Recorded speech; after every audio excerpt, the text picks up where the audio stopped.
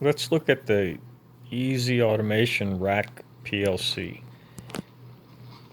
This is not exactly the same configuration that we're going to use in class. This is my own rack PLC I bought some time back. I like it. You know, it's simple and has a lot of features, and the price is good as well. So this is the CPU right here. CPU's got Ethernet on it. It's got a USB socket for data, for archiving data. It's got a micro USB programming port, and it's got a serial RS-232/485 interface as well. So that would be handy if you were going to maybe a simple touch screen, a dedicated touch screen that just talks to this processor. I've got a DC input card and a DC output card, and I don't have the analog features that we have in our classroom controller. Kind of wish I did, but when I bought it, I was not thinking about that. Okay, on the front, we've got a little battery compartment. It's got battery-backed memory in it for data retention. It's also got, of course, your power connector on the side, plus, plus, minus, minus. It's got an earth ground as well. ABG is the manufacturer of this controller. They've been around for a long time, almost 50 years, I would say. So it's a good product. The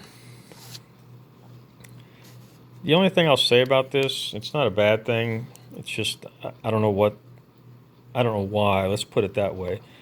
On this programming cable on the micro USB, it works great. However, sometimes I'll buy a cable that's not, I guess it's not the right type of cable.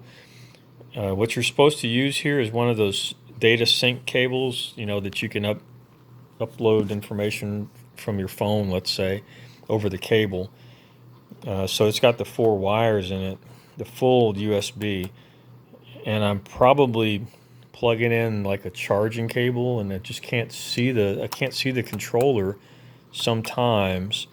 The only time you'd ever have to use, or the only time you'd want to use the USB port is maybe when you're just setting it up, because from the factory, the Ethernet port is not configured, so you'll need a way to get it started, and that's where the micro USB comes in.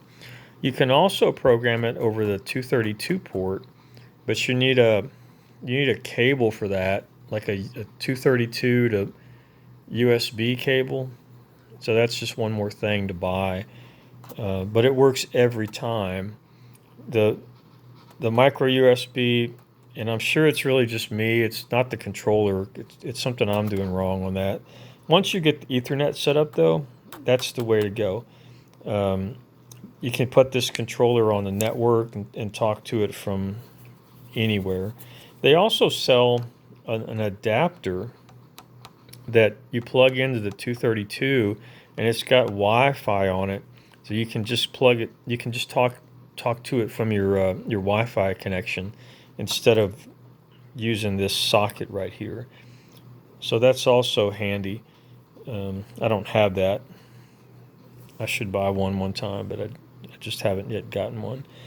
So what I'd like to do is I'll start the software, and I'll show how to talk to it. We'll try some programming that does not require any I/O connectivity. So the processor can do an awful lot.